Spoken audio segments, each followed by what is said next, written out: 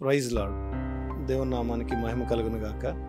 ఈ జేసీఎఫ్సీ మినిస్ట్రీస్ ద్వారా ఈ పరిచర్యలను వీక్షిస్తున్న ప్రతి ఒక్కరికి కూడా నా హృదయపూర్వకమైన వందనాలు తెలియపరుస్తూ ఉన్నాను. ఈ ప్రతి మంచి మాటను కూడా మన హృదయాల్లో పొందుపరుచుకొని దేవుని వాక్యాన్ని అనేక మందికి చేరవేయడమే ఈ పరిచర్య యొక్క ఉద్దేశమై ఉంది. ప్రభునందు ప్రియమైన దేవుని సంగమ, ఈరోజు మనం మాట్లాడుకునే విలువైన ఈ మాటలు నీ హృదయంలో ముద్రించబడాలి. ఈ వాక్యము ప్రతినిత్యము కూడా నీకు గుర్తుండిపోయేలాగున ఈ వాక్యము మనసులో ఉంచుకొని ప్రతి విషయంలో కూడా మీరు నెమరు వేసుకునే వారిగా ఉండాలి. దేవుని వాక్యం అంటూ ఉంది కీర్తనల 1 గ్రంథంలో, ఇతడు నీటి కాలువలో ఎవరన్నా నాటబడినది ఆకు వాడక తన కాలమందు ఫలమిచ్చు చెట్టు వలె ఉండను. ఎవరు ఉంటారు ఈ చెట్టు వలె అనేది మీరు ఒకసారి చూసుకున్నట్లయితే, దేవుని వాక్యం మాట్లాడే ప్రతివాడును నిలిచి ఉంటాడు. దేవుని యొక్క నీటి దొరల మధ్యనంటే దేవుని వాక్యంలో ఎవరైతే నిలిచి ఉంటారో వారు ఫలిస్తారనేది ఆ వాక్య ఉద్దేశం. ఈ రోజున మనం మాట్లాడుకోబోయే దేవుని వాక్యం, చాలామంది అనుకుంటూ ఉంటారు యేసుక్రీస్తు ప్రత్యక్షపరచబడలేదు, యేసుక్రీస్తు దేవుడు కాదు అని. యేసుక్రీస్తు అనేక సార్లు నేను దేవుణ్ణి అని ఎక్కడా చెప్పలేదు, కానీ ఆయనే దేవుడని ఒకచోట రుజువుపరిచి తన శిష్యుడే రుజువుపరిచినట్లుగా మనం చూస్తూ ఉన్నాం. మీరు గమనించినట్లయితే ప్రకటన గ్రంథంలో 1వ అధ్యాయంలో మనకు తెలియపరచబడుతుంది. 1వ అధ్యాయం 10వ వచనంలో స్పష్టంగా యేసుక్రీస్తు ఈ భూమి మీద సంచరించి ఆయనే దేవుడుగా ప్రత్యక్షంగా ఆయనే మనతో మాట్లాడినట్లుగా ఆ శిష్యుని ద్వారా ఈ వర్తమానాన్ని ఈ ప్రజలకు తెలియపరిచాడు. అదే ఈరోజు మనం మాట్లాడుకునే ఈ వాక్యంలోని ముఖ్య అంశం. మనం చూస్తే 10వ వచనంలో, నేను అక్కడ ఆ వాక్యము వింటున్న ఆ కలలో ఉన్న గాఢ నిద్రలో ఉన్న యేసుక్రీస్తు శిష్యుడైన యోహాన్ గారు ఆ పద్మాసు ద్వీపంలో ఆయన పరవాసిగా ఉన్న ఆ ప్రాంతంలో గాఢ నిద్ర కలిగినప్పుడు ఆ గాఢ నిద్రలో ఆయన చూస్తూ ఉన్నాడు. ఆ చూస్తూ ఉన్నప్పుడంట వాక్యం అంటుంది, ప్రభు దినమందు నేను ఆత్మవశుడినై ఉండగా ఆ తెలియని ప్రాంతం, ఎవరు వెళ్ళలేని ప్రాంతంలో ఆయన దేవుని ఆత్మ ఆ యోహాను గారిని ఆవరించినప్పుడు యేసుక్రీస్తు తనకు తానుగా ప్రత్యక్షపరుచుకున్న ఆ స్థితిని మనం గమనిస్తూ ఉన్నాం.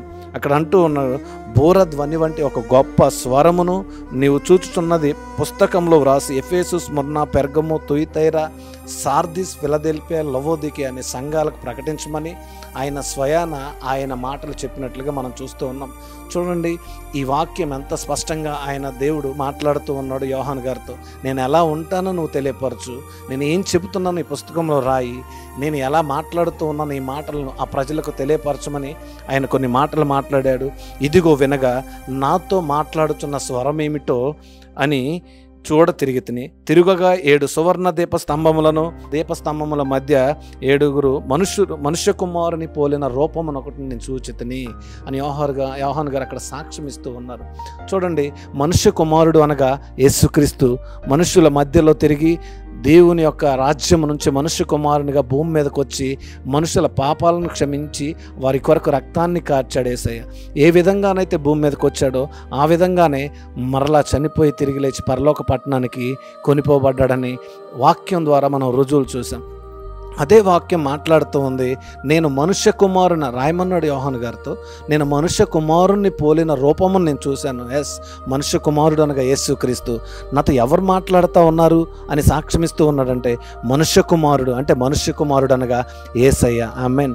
అంటే దేవుడు యేసయ్య అని ఈ వాక్యం ద్వారా ఈ ప్రజలకు తెలియపరిచాడు.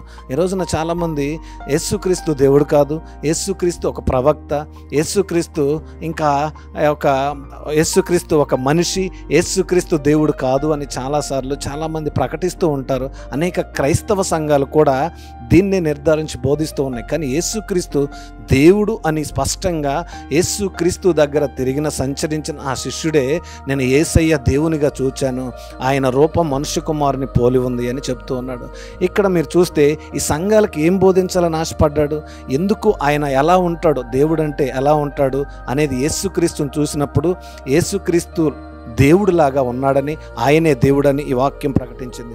చూడండి, ఒకరిని చూచితిని, ఆయన తన పాదములను మట్టుకు దిగుచున్న వస్త్రములను ధరించుకొని రొమ్మునకు బంగారు దట్టు కట్టుకొని ఉండెను.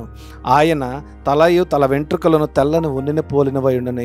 యేసుక్రీస్తు ఇప్పుడు బయలుపరుచుకున్న ఆ సమయాన యేసుక్రీస్తు బయలుపరుచుకునే ఆ సమయాన, ఆ యోహాను గారికి ప్రత్యక్షపరుచుకునే ఆ సమయాన ఏదైతే ఆయన చూడాలనుకున్నాడో ఆ రూపమును చూసి క్రీస్తుని కనుగొన్నట్లుగా మనం చూస్తూ ఉన్నాం. ఈ లోకంలో క్రీస్తే దేవుడు అని ఆ వాక్యం ద్వారా ప్రకటించబడింది. ఇక్కడున్న సంఘాలన్నీ కూడా యేసుక్రీస్తుని ఆ విధంగానే కనుగొన్నట్లుగా మనం చూస్తూ ఉన్నాం. ఈ 7 సంఘాలు కూడా ప్రకటించేది మారు మనసు. ఈ మారు మనసు అనేది ఎందుకు ఈ మనుషుల్లోనికి రావాలి అంటే, యేసయ్య వారిలోనికి నూతనమైన మనస్సును కలిగించాడు. ఎందుకంటే పాపపు లోకంలో పాపంతో శాపంతో నిండిపోయిన ఈ ప్రజల మధ్యలోనికి ఆయన వచ్చాడు. నూతన స్వభావాన్ని, నూతన ఆత్మను, విశ్వాసాన్ని ప్రజల మధ్యలోనికి తీసుకొచ్చినప్పుడు ఆ విశ్వాసంలో, ఆ మనసులో వారు గ్రహించి నూతనమైన ఆశీర్వాదాన్ని వారు పొందుకున్నట్లుగా, ఆ సంఘాలు పొందుకున్నట్లుగా చూస్తూ ఉన్నాం. ఆ యేసయ్య దేవుడు అంటానికి వాక్యము అనేక వాక్యాలు రుజువుపరుస్తూ ఉన్నాయి. ప్రత్యక్షంగా దేవునితో మాట్లాడిన ఆ సంభాషణను యోహాను గారు తెలియపరుస్తూ ఉన్నారు. ఇక నుంచి మనం అందరం కూడా ఎవరైతే దేవుడు యేసయ్య కాదు అంటూ ఉన్నారో వారికి ఈ వాక్యాన్ని మనం చూపించి యేసయ్యే నిజమైన దేవుడు అనేది రుజువుపరచాలి. ఇదే మనకు ఆశీర్వాదకరం. నిజంగా ఈ పరిచర్యలో మేము వెళుతూ ఉన్నప్పుడు అనేకమైన సంఘటనలు మాకు ఇబ్బందికరంగా ఉన్నప్పటికీ కూడా దేవుణ్ణి ప్రకటించడం మాకు ఆశీర్వాదకరం. దేవుణ్ణి ప్రకటించడానికే మేము ముందుకు వెళుతూ ఉన్నాం. ఈ పరిచర్యకు సహకరిస్తున్న మీరందరూ కూడా దేవుని యొక్క వాక్యములో పాలిభాగస్తులుగా ఉండాలి, దేవుని పరిచర్యలో పాలిభాగస్తులుగా ఉండాలి. అనేక మందికి దీవెనకరంగా ఈ పరిచర్య మేము అందరం కూడా దీవించబడాలి. అనేక మందికి దీవెనకరంగా క్రైస్తవ జీవితం ఉండాలనేదే మా ఆశ. మిమ్మల్ని దేవుడు దీవించి ఆశీర్వదించబడును గాక. Amen. God bless you all. ప్రార్థిద్దాం. పరిశుద్ధుడు అయిన తండ్రి, సర్వోన్నతుడా, శ్రేష్టమైన నీ నామానికి మహిమ కలుగును గాక. ఇదిగో తండ్రి, ఎంతసేపు చెప్పే ఈ మాటలు క్రీస్తు దేవుడు కాదు అని చాలామంది అనుకుంటూ ఉన్నారు. కానీ ఈ వాక్యం మాతో రుజువుగా మాట్లాడింది. నీవే దేవుడు అని ప్రభువా, నీవే నిజమైన దేవుడు అని గుర్తెరిగి ప్రార్థనాపూర్వకంగా ఈ పరిచర్య చేస్తూ ఉన్నాం. నిన్ను అనేక మంది తండ్రి నేను నమ్ముకొని విశ్వాసంతో ఈ పరిచర్యను ముందుకు తీసుకువెళ్ళడానికి, అనేక మంది మారు మనసు పొంది నీ శిష్యులుగా చేర్చబడడానికి మేమందరం కలిసి చేస్తున్న ఈ పనిని విజయవంతంగా అనేక మందికి దీవెనకరంగా ఈ పరిచర్యను మార్చండి. మేము వెళుతున్న సమయంలో అవాంతరాలు వచ్చినప్పటికీ కూడా ప్రభువా, ఈ పరిచర్యలో ఎలాంటి లోపం లేకుండా కష్టపడి పనిచేసి ఆత్మల భారంతో తండ్రి నేను ముందుకు వెళ్ళే భాగ్యాన్ని మాకు అనుగ్రహించమని యేసయ్య పరిశుద్ధ నామములో అడుగుతున్నాను తండ్రి. ఆమేన్.